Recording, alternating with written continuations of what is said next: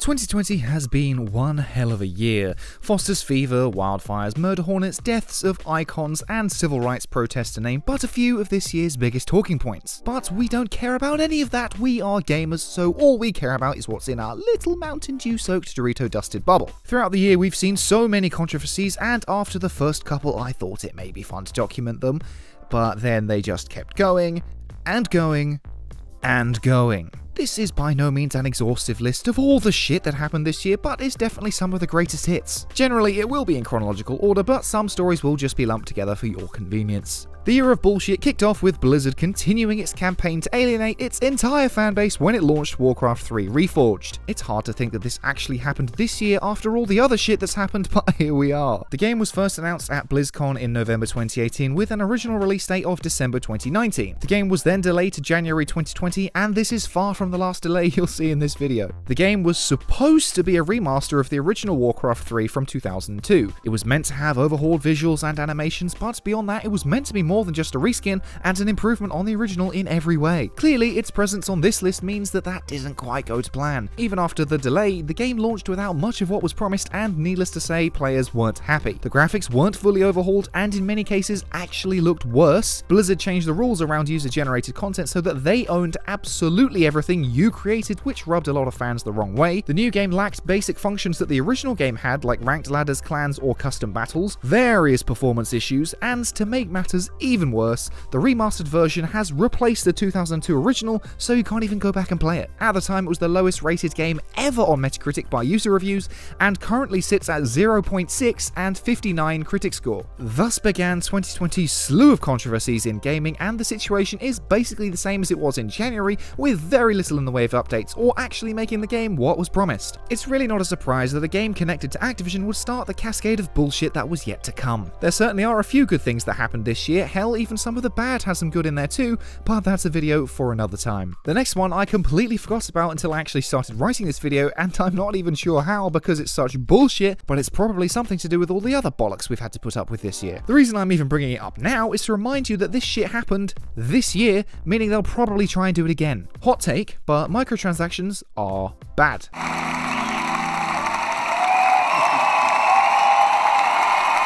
There are so many examples of how awful and egregious they can be, but Dead or Alive 6 tried its very hardest to take the title this year. Back in March, developer Koei Tecmo added a microtransaction to change a character's hair color. Despite what fans of the game may say, we all know that what it's really about is bouncing titties, and there's nothing wrong with that. Who doesn't love tits? People want to make those tits look real nice and dress them up real special, so the game has a lot of cosmetic options. Instead of giving players the ability to change something as simple as hair color for free, they chose to make it a premium. Hair color is changed using tickets which cost $1 each, so each hair dye is $1. To make matters worse, each individual hair color for each individual character is its own microtransaction, and you'll have to pay each time you change color, even if it's to a color you already own, and the color only applies to a specific style. This is a mistake, a terrible mistake. They've gone too far. This is madness. So, if you take a character and change her ponytail hairstyle from black to red to make the curtains match the carpet, that'll cost you $1. But then, if you want to change it back, that's another $1, and then if you want to make it red again, that's yet another $1, and you'll need to buy the red color again if you want to change it from the ponytail. People write this stuff off because it's cosmetic only, but it's tolerating this shameless greed which has got us into this position in the first place. What made it even weirder is that it was only applied to the PS4 version. This hair color debacle was made slightly better, as the devs made it so that when you bought a hair color for a given style, you'd have it forever, but let's not pretend that this is in any way acceptable. After that came one that is still very positive in its own way, but no less controversial. Final Fantasy VII came out in 1997 on PS1 and remains one of the most popular and influential video games of all time. In 2020, the much anticipated remake finally came out, or at least the first few hours stretched out to a standalone game came out. The game as a whole is a brilliant reinvention and homage to the original with truly excellent combat, albeit with a fair amount of unnecessary bloat and poor pacing. However, among all the good stuff there was, the ending. This game covers the first 8 to 10 hours of the original. If you've never played either, basically the heroes go up against the evil corporation destroying the world and have to flee the city. After that, the gang explores the world and the story continues, but in the remake story, it ends when they leave the city. But, spoiler alert,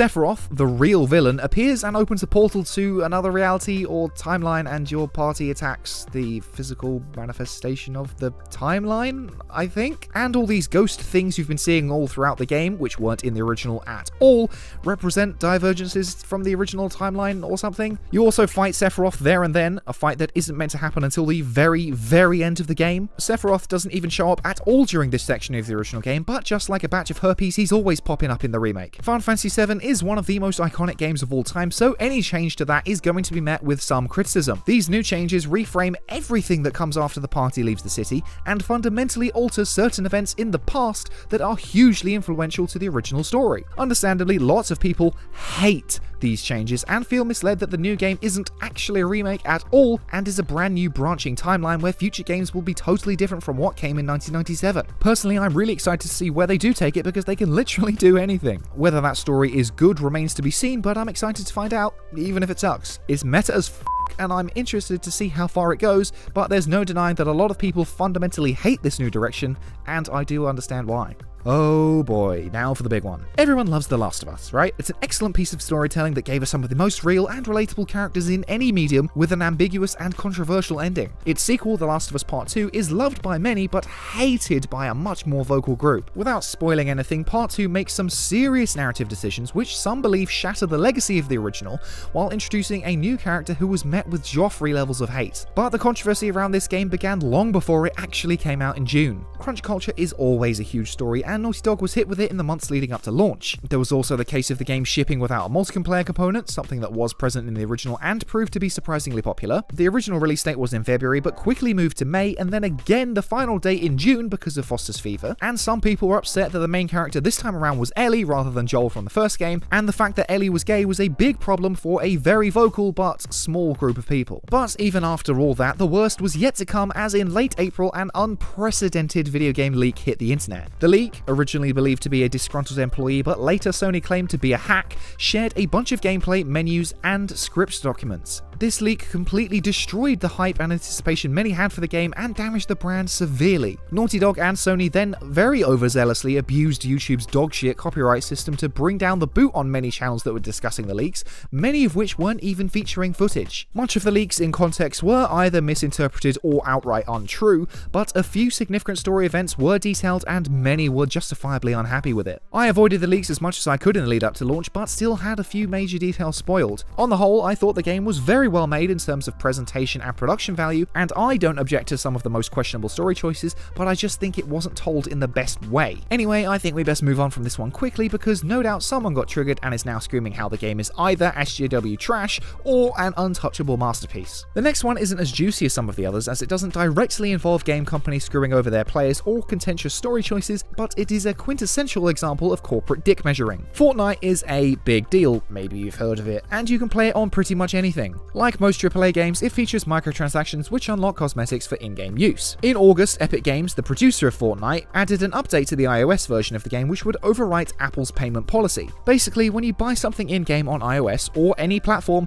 a cut of that money will go to the platform holder, in this case Apple. Epic Games added a payment option at a reduced rate which cut Apple out and gave the consumer a better deal. But this issue was in direct contravention of Apple's store policy, so Apple pulled Fortnite from its store. Epic then shared a very pointed satire of Orwell's 1984, but more specifically parodied an actual ad Apple ran for its Mac computers in the 80s. This whole situation has led to a series of lengthy lawsuits and counter lawsuits where Epic claims to be fighting against Apple's monopoly, which is ironic considering Epic's approach to exclusivity, while Apple wants to maintain its right to control what happens on its platform. Epic argues Apple has a monopoly on its platform because the only way to get apps or games on Apple phones or tablets is to go through iOS, and Epic wants to be able to have its own store on there, just like it has on PC. This story is ongoing and everything is still happening in court, so for now we'll have to wait for the results, but it's still a pretty damn big deal when the biggest game in the world is pulled from a store over corporate squabbling. Okay, for this next one, hopefully I'm far enough through this video where YouTube won't be a little bitch about using sensitive words. This one is also a double whammy as it involves multiple companies. In August, The Guardian shared the story of a former employee of Rocksteady, the makers of the Batman Arkham games. She explained in the article and her own supplementary video that she experienced sexual harassment and alleged that the company did nothing about it. The story wasn't just the account of one one woman, but actually a letter co-signed by 10 female staff at the company. Rocksteady came out and denied everything, which is unsurprising, but also some of the women who signed the letter apparently expressed that they were unhappy about the situation being made so public. This also wasn't the first time that a game company was challenged over sexual harassment this year, as Ubisoft was also hit with claim after claim after claim over summer. These claims ranged from general inappropriate workplace behavior to outright physical assault by senior Ubisoft staff, and once again saw the PR department criticized for doing nothing about it. Ubisoft CEO spent the months following these claims apologizing and firing many of these staff accused while playing dumb to the whole thing. He admits fault by apologizing like this, but is either incredibly dumb and ignorant to what was going on within his own company, or he's outright lying. You be the judge. Next up, we have arguably Microsoft's biggest big dick display of the year, a year where they literally launched 2 game consoles. Microsoft bought Bethesda, or rather the parent company ZeniMax, for a whopping $7.5 billion. If you've been living under a rock, Bethesda has some of the biggest IPs in gaming with The Elder Scrolls and Fallout, as well as smaller titles like Dishonored, Prey and The Evil Within, and legacy titles like Doom and Wolfenstein. That means that Microsoft now has direct access to those IPs and may actually be in a position to release them without being totally buggy hunks of shit. That sure sounds like a win, because with even more money behind them, Bethesda titles should be better than ever, but the reason this is so controversial is Sony. It's still unclear what kind of exclusivity this agreement has achieved, and whether or not PlayStation owners will still be able to play Bethesda titles. Much of the conversation since this announcement seems to indicate that Microsoft will have exclusivity, at least console exclusivity, over Bethesda's IPs, but none of that is outright confirmed. This deal actually puts games like Deathloop in a very tricky position because it's a console exclusive to the PS5, meaning that if Deathloop 2 becomes a thing, exclusivity could be a problem. Ultimately, if you are a Bethesda fan, it may be worth getting a new Xbox, but to be fair, none of this is confirmed yet. In reality, how many Bethesda fans are even left after being buggered so hard by the company so many times? This next one is less of a controversy because so few people were surprised by it, but it's worth bringing up nonetheless. The Avengers is the biggest IP in the world right now, and virtually every movie is a financial mega hit. There have been plenty of games based on Marvel stuff in the past, and many of them are actually great, but Marvel's Avengers by Square Enix is not one of them. What should have been a brilliant game about reuniting the Avengers after a horrible disaster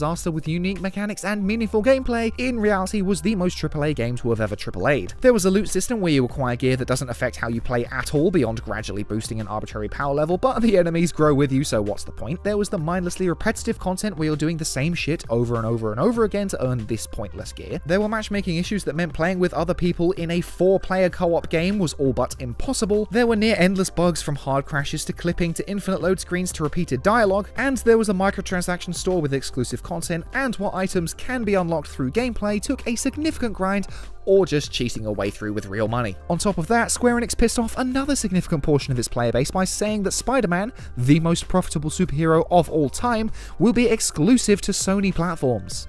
I want Spider-Man!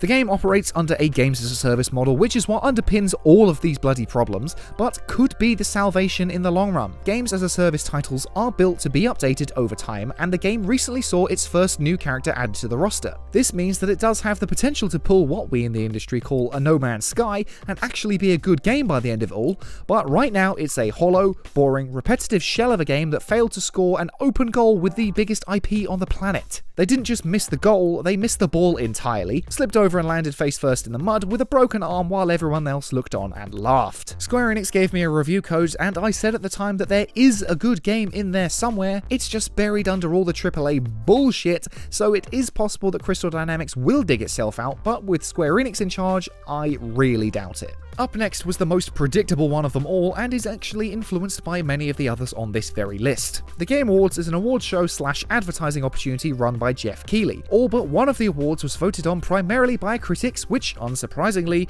awarded The Last of Us 2 the big three: Best Narrative, Best Direction, and Game of the Year. Naturally, this resulted in many being dissatisfied and calling it rigged, which is ironic considering the exact same accusation was flung the other way when The Last of Us didn't win. The Player's Voice Award is solely voted on by players, and the ultimate winner was Ghost of Tsushima, despite a consistent lead by The Last of Us right up until the end. Either both of them are rigged, or neither of them are. Either it's all a joke or none of it is. But that sort of conversation undermines the good things that both games achieved. Like The Last of Us 2 or not, one thing we can all agree on is that it absolutely deserved the award for accessibility. Is it really any surprise that The Last of Us 2 won when most of the outlets doing the voting gave it glowing reviews? Should the player vote be more important? Yeah, probably, but who really cares about award shows anyway? Neither The Last of Us or Ghost of Tsushima were my game of the year. And finally, the thing we've all been waiting for, the new kid on the playground. Only this isn't just any new kid, he's the kid from the fancy school that everyone talks about. All the other kids were so excited to see what this new guy had to say, but as it turns out, he's not a guy wearing sunglasses and a leather jacket who sits on his chair backwards, he's the guy who eats glue and headbutts the table while chewing the used gum from underneath it. Cyberpunk has dominated everyone's news feeds recently, so I'll try to keep this brief because I'm so goddamn sick of it. Expansive open world RPG with brilliant characters, sharp writing, and an immersive world? Yeah, baby! A buggy as fuck mess even on decent PCs, and a total joke on consoles despite costing the exact same amount?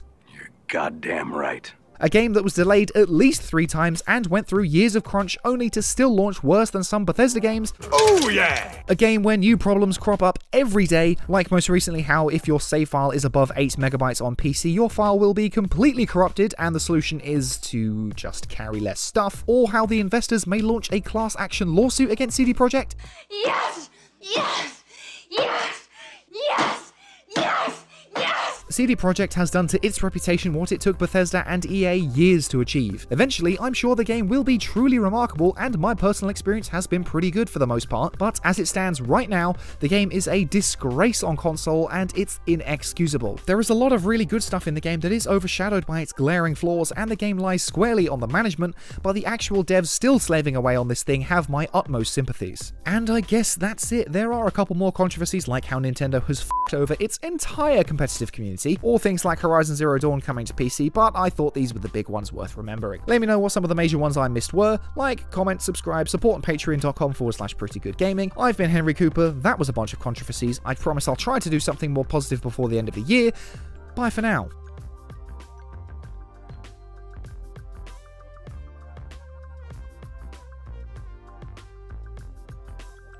I'm stuck at my mum's house. I have to record under a duvet. This is the return of the duvet. This is my life now. Jesus Christ, it's hard to hit.